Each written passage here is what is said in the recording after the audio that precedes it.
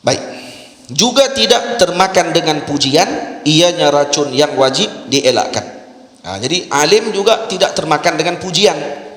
Asyik nak makan puji saja, sonok kalau orang puji dia. Tak, jangan macam tu. Malah dia akan tegur ketika dipujinya lebih-lebih. Dipesan kepada para muridnya jangan berlebih-lebihan, nanti jadi fitnah dan sebagainya. Faham? Dan kalau dalam kitab para ulama sebut, para murid Allahumma salli ala sayyidina Muhammad di depan gurunya, yang ni kalau masuk nanti bab berkenaan dengan murid, bisa cerita wai kan. Hatta dengan gurunya sendiri pun jaga adab dia dengan gurunya lebih lagi, karena berasa hati guru ni, cemburunya guru dengan murid dia kadang-kadang berlebihan. Dia kadang dia cemburu lebih daripada dia cemburu dengan bini dia. Sebab bini dia tahu tu bini dia, ni anak murid dia. Tengok ada tok guru lain, lepas tu dia sebut pasal tok guru tu depan tok guru ni, maka tok guru tu berasa. Sebab tu kata para ulama, jangan disebut tentang guru lain di depan gurunya, jangan sebut. Tak kira sebut pula, ustaz kenal tak syekh ni, oh dia ni bagus tu, alim tu ya, alim nahu pada ustaz lagi boy. Yang tu memang kena penyepok tu ya, dia alim naknya lebih pada ustaz lagi kalau ustaz nak tahu. Hak jenis ni memang bukan dekat jadi ni, jadi kau lepas tu. Jangan sampai tok guru berasa hati, jangan sampai macam tu. Lepas tu duk pi puji pula ni, ustaz ni macam ni, tok guru ni macam ni, duk sebut depan tok guru tadi. Tak perlu disebutkan tentang guru-guru lain di depan gurunya, terlalu banyak. Macam tu. Sebab tu saya ketika duduk dengan guru saya Syekh Ahmad Mamduh, saya tak akan sebut guru lain.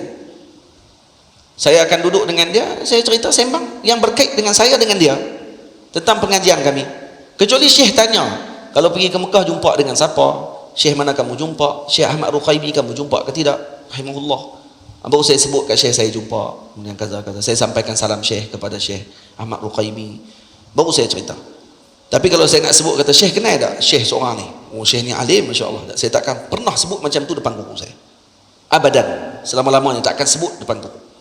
Malah dengan guru saya yang saya rapat yang seorang lagi pun, saya tak akan sebut dekat guru saya ni. Kenapa? Karena cemburu guru ni lain. Takut dia terguris hati dia pada sebut, nak kata oh dia kira lebih lah kawan tu daripada aku ni. Macam tu. Jadi jangan tunjuk perkara tersebut di depan guru kita. Sampai macam tu kena jaga adab. Adab ni masya-Allah tabarakallah. Kalau lah diamalkan apa yang kita sebutkan dalam kitab ini, nanti kita sampai kepada bab dia, adab murid dengan guru, adab guru dengan murid. InsyaAllah akan lahir generasi yang luar biasa. Orang yang beradab dengan ilmu, orang yang beradab dengan kitab, orang yang beradab dengan alat, orang yang beradab dengan apa saja yang berkait dengan ilmu, gurunya, muridnya, para keluarga gurunya dan sebagainya. Maka pada waktu tersebut akan lahir generasi yang luar biasa pada waktu itu. Sebab itu kita nanti akan sampai bab dia, nanti kita akan perincikan ada adab yang kadang-kadang adab ini kita boleh anggap sebagai adab-adab yang gharib, yang kata jangan dengar adab-adab tersebut, yang tidak akan kita perolehi melainkan ketika mana kita belajar dengan guru tersebut. Dan guru tadi telah mengambil daripada gurunya. Dan adab ni disebut dalam kitab-kitab para ulama, cuma kita tak baca. Kalau kita baca, kita akan jumpa ajaibnya adab para ulama sesama mereka, ajaibnya adab para ulama dengan guru mereka yang mengajarkan mereka. Macam tu sekali. Al-Imam Tajus Subki, Taqiyus Subki, ayah kepada Al-Imam Tajus Subki, Syekhul Islam, satu hari dia naik kuda, lalu di satu kawasan dengar seorang lelaki petani tengah duduk bersembang, dan lelaki tadi sebut apa? Telah menyebut kepada kami Al-Imam Nawawi kaza kaza kaza kaza, disebut macam ni. Masalah dia disebut oleh Imam Nawawi, saya dengar Imam Nawawi sebut macam ni. Macam tu. Apa yang dibuat oleh Imam Taqiyus Subki? Turun terus daripada kuda, pergi jumpa lelaki tadi, cium tangan. Orang ni petani saja, bukan orang alim. Kemudian dipaksa lelaki ni untuk naik kuda dia, dan dia nak tarik kuda. Lelaki tu kebetulan nak pergi satu tempat, dia kata kena naik kuda. Lelaki tu punya tolak, dia kata yang suruh dia ni naik siapa dia ni? Syekhul Islam Taqiyus Subki, ni bukan orang biasa, ketua ulama pada waktu tersebut. Imam Subki rahimahullah, ayah anaknya Taj, ayahnya Taqiyuddin As-Subki, disuruh naik juga sampai lelaki tu naik juga sampai satu tempat, baru lelaki tu turun, kemudian berpisah. Kemudian anaknya Al-Imam Imam Bahauddin As-Subki rahimahullah yang ceritakan kisah ini, Imam Bahauddin kata, wahai ayah, kenapa ayah layan dia macam tu? Dia petani saja. Dia kata dia telah bertemu dengan guru kepada kami, iaitu Al-Imam Nawawi. Maka disebabkan kerana dia pernah bertemu dengan Imam Nawawi, saya tak sempat bertemu dengan Imam Nawawi, maka saya memuliakan beliau. Sampai macam tu sekali. Nah, tok guru, tuan-tuan, zaman dulu Al-Imam Yaqub Sahib rahimahullah, ketika datangnya anak murid seorang lelaki daripada kampung, tok guru dia, kampung tok guru dia, orang ni orang kampung, tok guru dia, dengar orang kampung tok guru, dilayan orang ni macam tok guru. Orang pun tanya, ni orang kampung biasa ya pun, yang Syekh Maulana sambut di sungguh-sungguh ni kenapa? Kerana ini orang daripada kampung guruku. Sampai macam tu sekali. Kita tok guru kita kampung mana apa kita tak tahu. Piapi ke dia lah kampung mana pun. Apa kita nak kisah? Tak kena tahu kampung tok guru kita. Beda nak pergi lawak. Ni ulama dulu yang datang daripada kampung tok guru saja. Tanya-tanya duk mana ni? Duk Pedu. Weh, Pedu. Weh, ni duk cara kampung saya lah. Oh, duk Pedu. Oh, ni kampung Ustaz Nazrul ni. Masya Allah. Layan, ajak pergi rumah makan nasi. Pokoknya perompak. Maksudnya dihormati, dimuliakan. Kata, oh, orang ni Masya Allah, dicakap dengan baik. Kenapa? Kerana ni berkait dengan orang yang pernah saya belajar dengan dia. Kampung ni mana ni? Duk di Sik. Oi, Sik, kampung Tok Guru Haji Saleh ni. Dulu saya pernah mengaji dengan Tok Guru Haji Saleh, kata, kamu orang Sik no?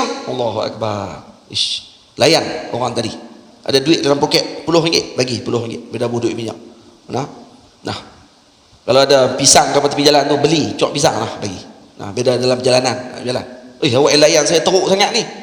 Tak ada apa, kerana Tok Guru saya. Kerana saya pernah mengaji dengan Tok Guru saya dulu. Tok Guru saya orang Sik, kamu orang Sik, saya layan kamu macam Tok Guru saya. Sama macam tu, tuan-tuan. Lah ni ada adab tu? Tak ada. Payah nak jumpa yang sedemikian punya adab. Yang ini ditunjukkan oleh para ulama dalam kisah mereka, amal yang mereka lakukan sampai tahap macam tu. Moga-moga kita dikurniakan adab yang tinggi, dan dengan adab yang tinggi tersebut Allah Ta'ala akan berkati ilmu kita insya-Allah Ta'ala. Saya ni berniat, saya dah balik habis dah. Saya berniat dalam hati saya, kalau kata guru-guru saya di Mesir sana pun, saya akan tengok kehidupan mereka macam mana, anak cucu mereka macam mana. Kalaulah saya ada lebih keuangan pada waktu tersebut, saya berniat dalam hati saya untuk bagi kepada mereka yang duduk di sana, yang berkait dengan guru saya. Yang ini dilakukan oleh guru kami Maulana Syekh Ali Jumaah hafizahullah ta'ala. Syekh Ali Jumaah, gurunya Syekh Abdullah Siddiq Al-Ghumari. Syekh Abdullah Siddiq Al-Ghumari ada dua orang bini, dua orang, tiga orang, kita tak pastilah, tapi salah seorang isteri dia orang Mesir. Orang Mesir, duduk di Shubro. Shubro tempat kawan-kawan kita hafal Quran, duduk di situ. Tapi makruf, orang semua tahu, isteri Syekh Abdullah yang Mesir ni memang mulutnya ya Rabbi. Dia suka maki Syekh Abdullah Siddiq Al-Ghumari. Ni Syekh Abdullah ni wali Allah Ta'ala, tok guru besar, tapi tok guru tak pernah kata apa. Kadang-kadang dimaki depan murid. Tok anak-anak murid main mengaji dengan Syekh Abdullah di rumah, dia maki Syekh ni depan anak murid ni, tapi Syekh Abdullah sapak sungguh.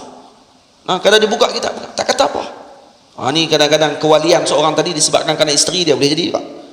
Sabak dengan bini jadi wali terus. Macam Syekh Bajal Haban, ada seorang ulama daripada Yaman namanya Syekh Bajal Haban.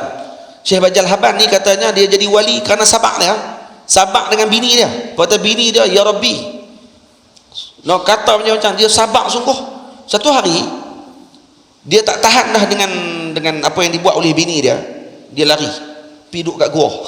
Dia pergi kat bukit, dia tengok ada orang dalam gua tu, 3 orang, 2 orang tengah duduk berkhalwat di situ.